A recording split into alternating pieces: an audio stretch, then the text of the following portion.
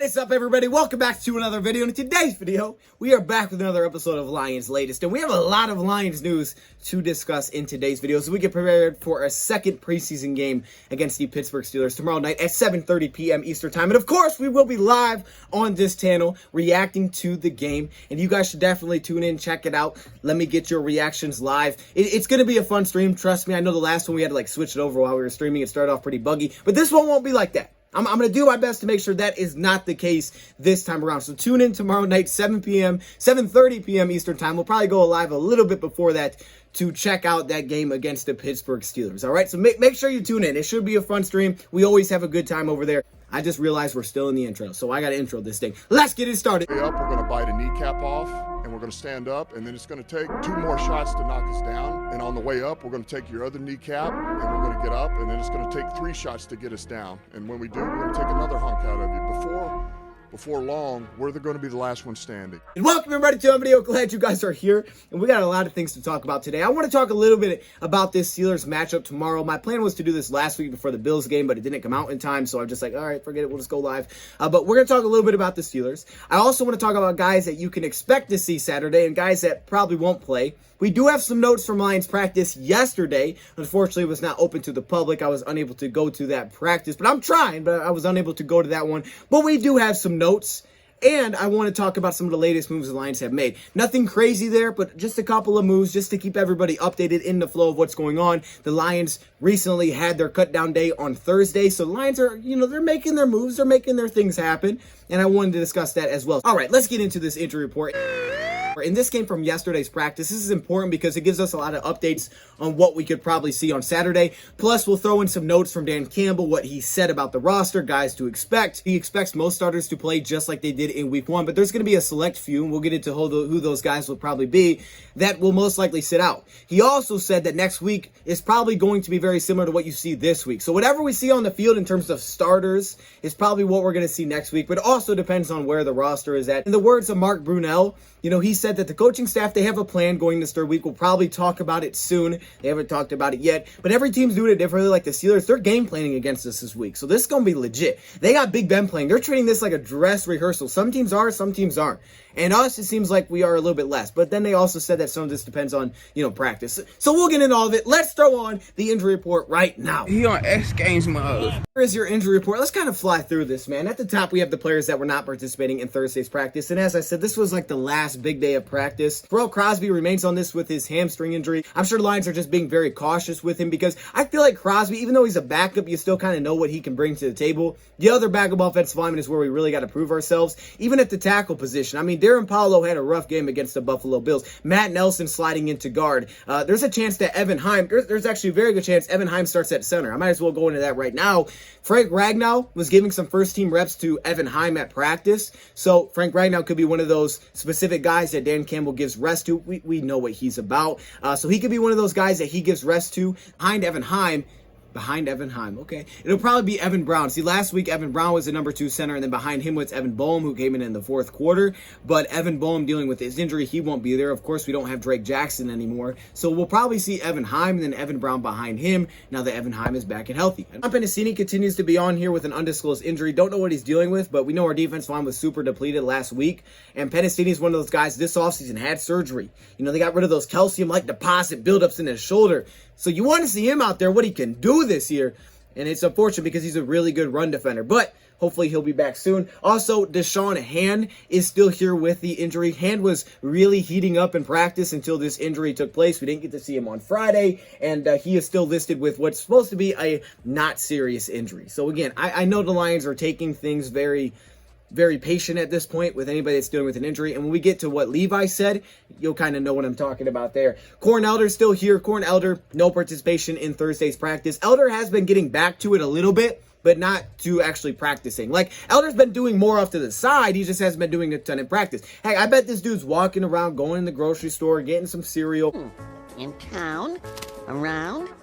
In town. They're going to ramp him up, and since he's been sort of slowly getting back, next week will be the week to do it. This week at this point doesn't really make any sense. He's not going to play anyway on Saturday. So maybe next week we see Elder back. We know the cuts are going to be on Thursday, so we won't see him Saturday, which means more opportunities for nickel Roby Coleman, AJ Parker, whoever slides into that nickel role, Iffy, whoever it may be, opportunities for them to go prove themselves. We've got a lot of young guys. And it's the week after the Colts game where we have to cut all the way down to 53. So that'll be the big cut day. And then finally, you can see David Blau. Now, the interesting thing about the quarterback position is that the way Dan Campbell said it is that he kind of thinks Tim Boyle and David Blau are going to play on Saturday. He thinks both of them will play. And when he talked about, and again, this was before the practice on Thursday, that's when he said this, but when he talked about Jordan Ta'amu and that signing to add the fourth quarterback to the room, his reason behind it was kind of like, well, it's that way we can get rest for some of these other quarterbacks. We don't want to wear his shoulder out, and then you get something where he ends up pulling something in there because it's put more of a strain on him because now our third quarterback's down, which has been Blau. But I think it's important, too, for Blau to be able to – I want him to have the best opportunity as well to have success. And so that's why – let's bring in a fourth. We'll see where that guy's at, kind of you get a look at him, but also it gives us a couple of days to get Blau back a little bit. Blau's dealing with his shoulder.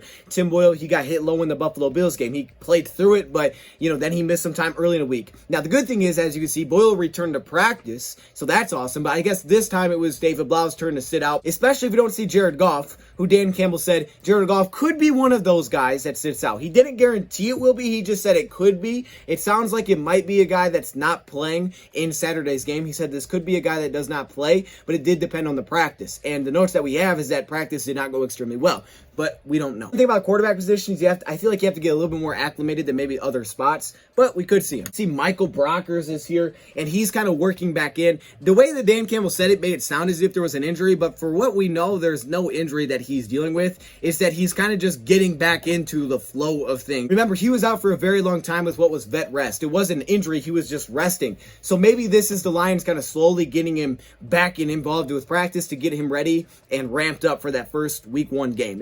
Still haven't heard anything of an injury, which is good news. Campbell said it's slowly happening, but it's happening. TJ Hawkinson here, this is great news. He's someone that we don't expect to see play on Saturday. However, it's nice to see him back on this and going through team drills, not just individual drills. Limited, yes, but back on the field, that's great. He's missed some time for a little while now, and it's always been considered that it's not super serious with Hawkinson, so to see him get back out there is fantastic news. Again, that's one of those players that don't expect to see him on Saturday. He may not even play in the third preseason week. I don't know how the Lions are going to handle that yet. It's nice because we got to see guys like Fells step up, and then it was the other tight ends got a chance to battle. So you'll see that again in this weekend's game because with no Hawk, other tight ends are going to have a chance to prove themselves. Simple as that. Like they get an opportunity to prove themselves, try to earn some roles because Alize Mack, Brock Wright, I think Barry might be a part of that competition as well. But regardless, there's a lot of tight ends there where they're battling for those last couple of spots. Deandre Swift is on this list. He was basically full go. Apparently got a very heavy workload. And for Deandre Swift, he's someone that Dan Campbell said he probably won't play on Saturday. But again, it's nice to see him back at practice. He was dealing with a groin injury for a while. Okay with not really seeing Swift in the preseason at all. I mean, personally, some people might want to see him. I get it. I'm okay with not seeing him. I feel like I know what I'm going to get out of Swift. It's more important about his health.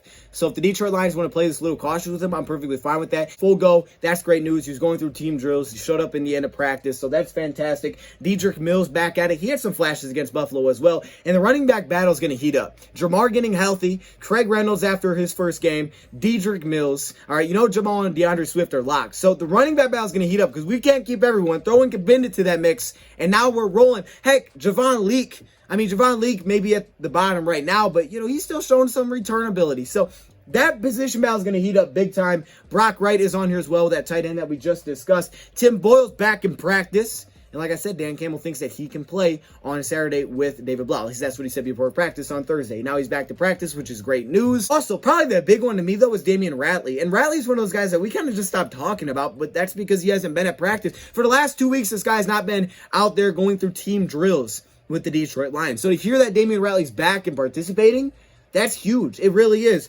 Is it going to be easy to make team? Absolutely not. Radley is one of those players that fits what the Lions look for in the receivers. Big, fast, individual things, and we would also see him off to the side, just kind of running around with a mask on, pants on. But to hear he's back in team drills, that is fantastic news for Damien Radley. I can't guarantee we'll see him because he's been out so long, but it is fantastic news. And honestly, we got to finish this off with some other good news, kind of. Nick Williams is back off the COVID list. Lions took him off of that. And actually, Dan Campbell said that, that was part of the reason that they did the releasing of Muhlbach because of the cut situation. You had to cut down on Thursday, and Thursday was the deadline. So the Lions moves were coming out on Thursday. That was the deadline. So getting a guy like him back off the COVID list, you had to clear some roster spots because of the moves they were bringing in. They were bringing in the quarterback, things like that. And Muhlbach was obviously a part of that. But we've discussed that, so I don't need to go back into it. The fact is, Nick Williams is back. He injured himself in practice. Doesn't seem like it was anything serious. He put his helmet back on. He tried to go back out there, but the coach is like, nah, let's just hold off. Probably won't play on Saturday. Levi is back as well. Michael Bracker is starting to get involved. Okay, good news. Things are coming together. Now we just need to hear about Deshaun Hand and John Pennicini next week getting back out there. A really good transition to this Levi side. So we know Levi's back in practice. He had a sack in Wednesday, last day I was there.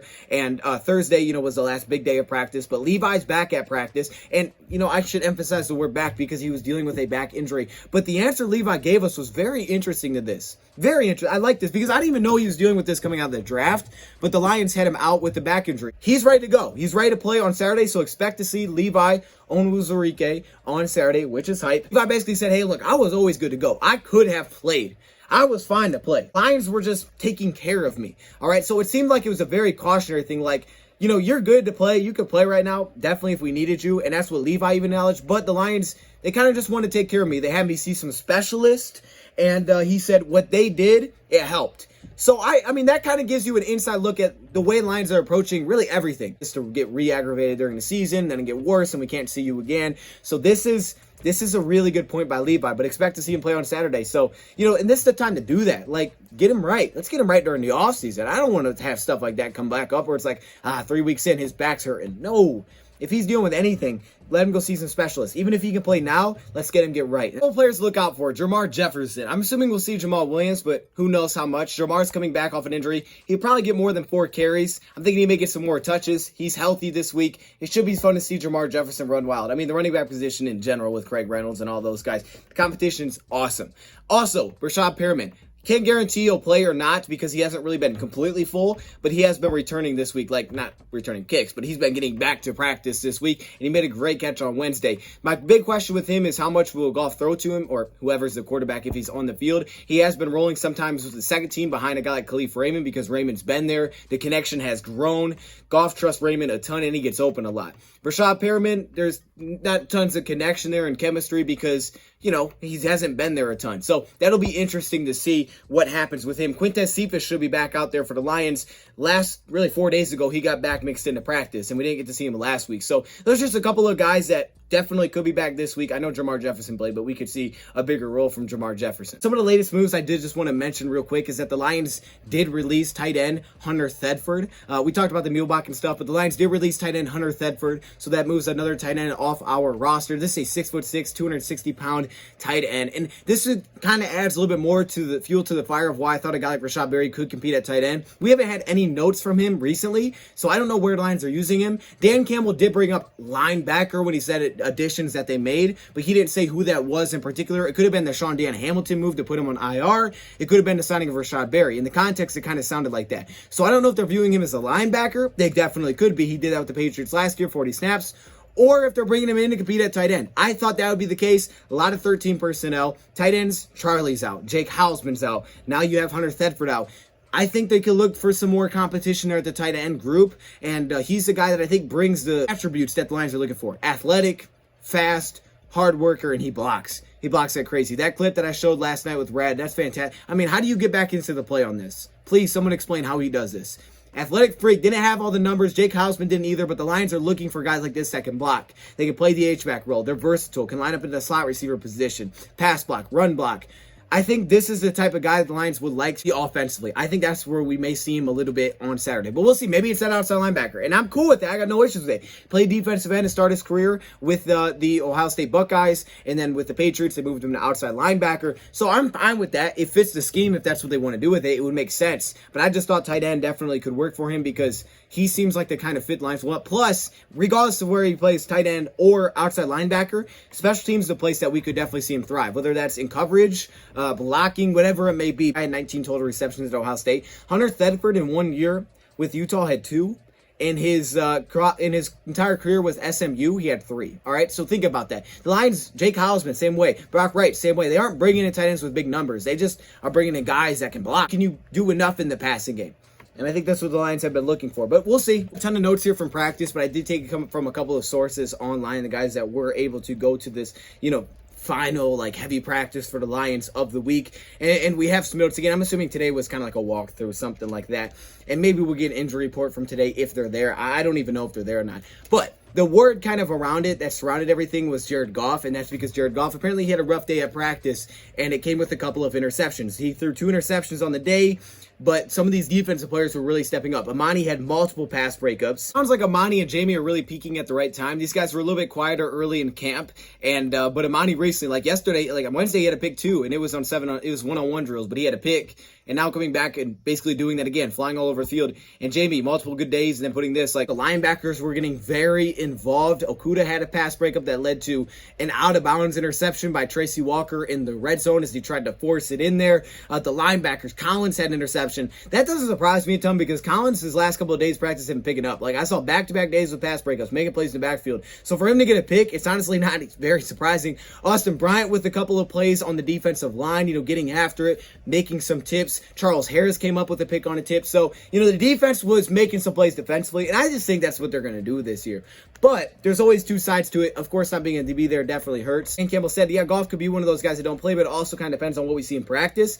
If he's looking back at this practice and he's saying, man, Goff was kind of rough, I feel like we need to see him a little more on Saturday, that could lead to, us seeing him on Saturday. So that could be pretty cool, I guess. But maybe we don't see him on Saturday. I'm not completely sure. But it definitely sounds rough the way it was worded by the people that were there, that the offense struggled. They weren't able to punch it into the end zone. Their best drive came at, the end of practice where they drove it down the field in a minute 35 situation. They had it to Hawk twice, Deandre Swift, Jamal Williams. Sounded like a lot of things were kind of forced underneath by the defense. Tyrell Williams drop, which would have given them a first down at the 10-yard line. Then it was a PBU by Amani, which ended practice. Definitely different from what we had on Wednesday. Once things got rolling on Wednesday, Goff was taking shots left and right. He was making big plays, and he had a really darn good day on Wednesday, simply put. I mean, I was watching that. I was like, dang, he was good. So it definitely sounds like a change of pace, but at the same time, this is also, to me, okay. It's not good. And Mark Brunell says, we don't want picks. You don't want to hear their quarterbacks throwing picks. It is good for the defense side. I'm not sure exactly how things happen. The interceptions that Jared Goff threw apparently came from a double cornerback blitz. They brought Jerry Jacobs one side, and I think it was Iffy on the other side,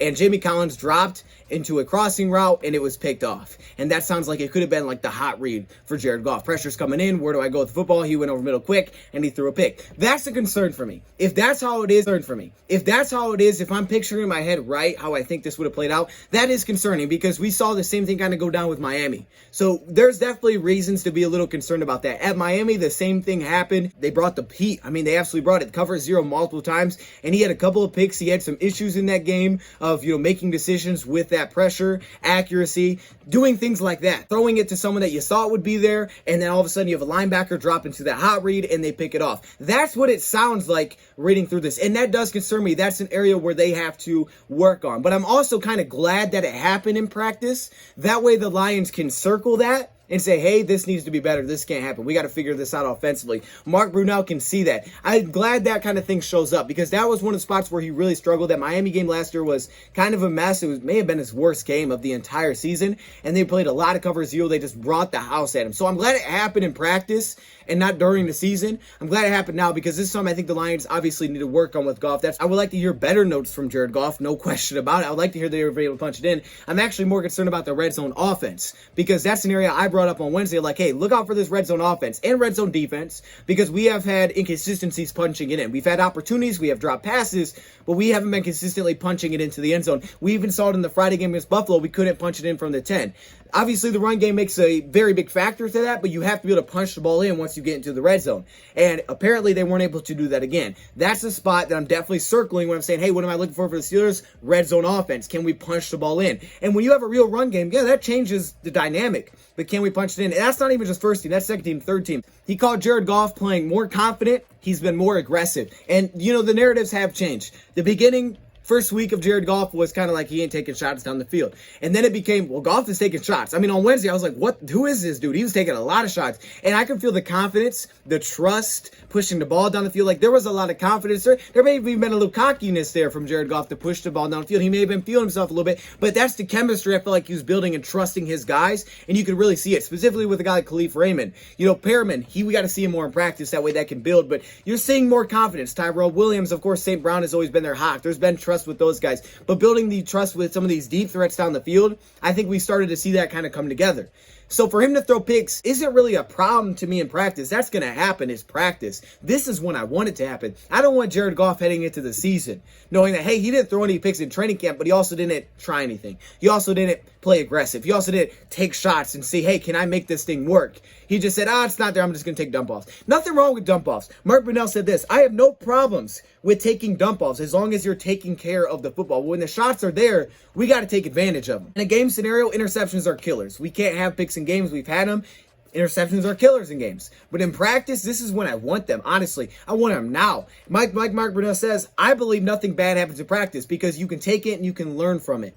Obviously, you don't want to turn it over, but you can learn from that. And I think that's what this is all about. More confidence. It sounds like he was more aggressive with his passing than when the red zone. He tried to squeeze it in. There's more of a trust factor, and that's great. And it also led to some picks. And that's also good because now Goff can take him out to know, okay, hey, that didn't work. All right, when they show this, I can't throw it there. Those are things that I want him to do now. I don't want the Lions micromanaging Jared Goff. I want him to have control. And again, Mark Brunell said, hey, look, he has full control over this offense. That was the quote I circled because I was like, yes.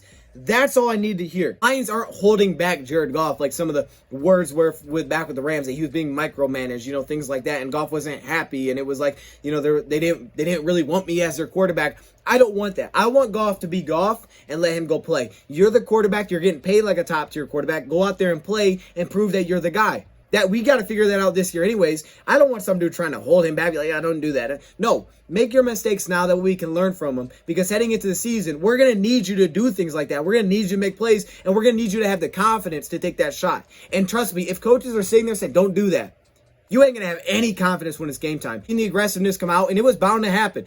Bound to happen that this defense made some plays. So I like that. Now, defensively, I also like what I'm hearing. I'm telling you, this outside linebacker thing I love it. I absolutely love it. It's bringing the best out of Charles. It's getting Austin. I mean, Austin Bryant had multiple passes defended. The dude is an athlete. He just never had to play in space. I love that he's playing in space. Charles Harris with a pick.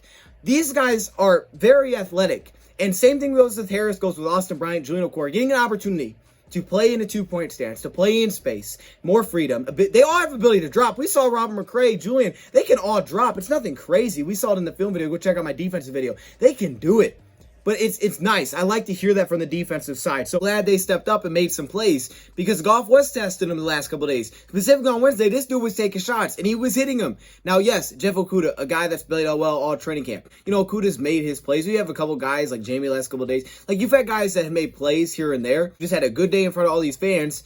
We got to respond to this. So for the secondary, it's also a good thing to see that they did respond. Now we need to see Jared Goff respond. If it's game time, it's too late. If you're out there testing things during the game, it's too late at that point. It's a wrap.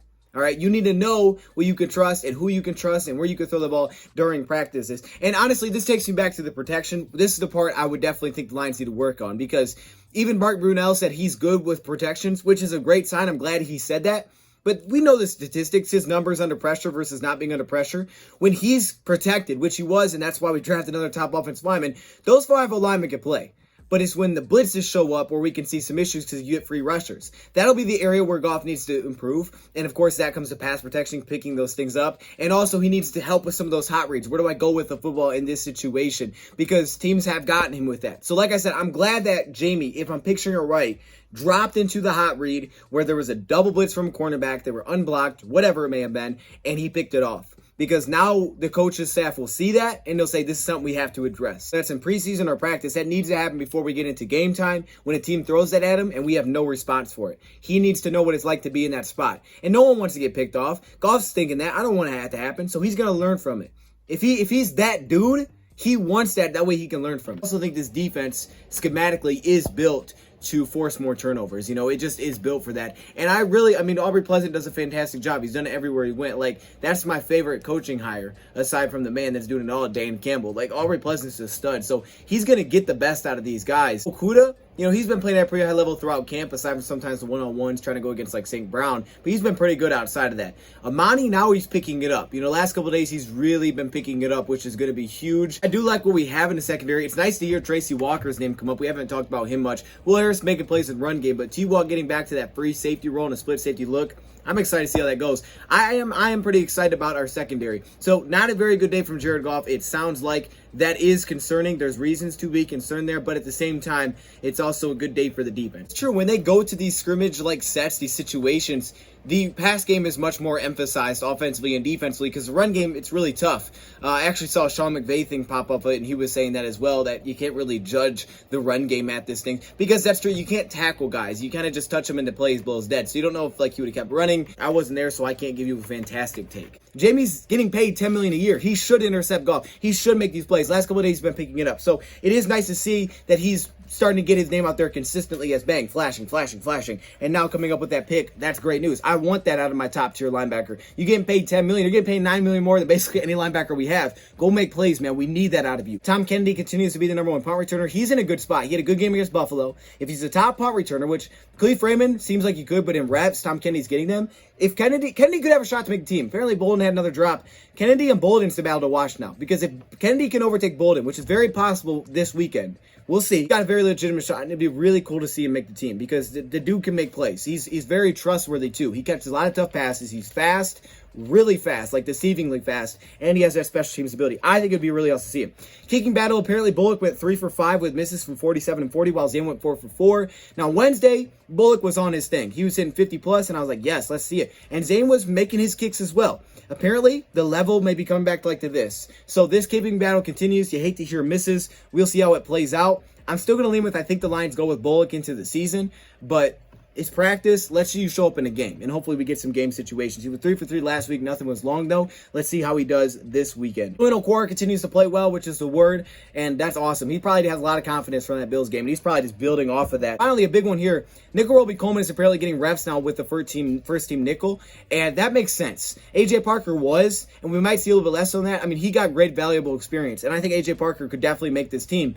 But for Nickel Roby-Coleman, Coleman's, I think, getting acclimated. They started him off kind of lower in the depth chart, and now he's working with the first team a little bit. There's a good chance that Coleman could be our starting slot this year. Like Ford could play a little bit more on the outside, kind of be that guy without Quinn Dunbar. If the Lions trust Ford, which I think they do on the outside, guys can play inside and outside. In those situations, then you could put Coleman inside. You could put Iffy as a big nickel. Now you have some versatility. A.J. Parker as a backup can play around. Jerry Jacobs can play around. He did that in the past too. So you have versatility here, and wouldn't shock me if Roby-Coleman gets first string reps this Saturday. I think he probably will. And I think he did a little bit. I think he did a little bit with A.J. Parker. He kind of mixed in last week. So if he's getting the first string reps, wouldn't surprise me. Game against the Pittsburgh Steelers should be super fun to watch. I'm ready to get this thing going.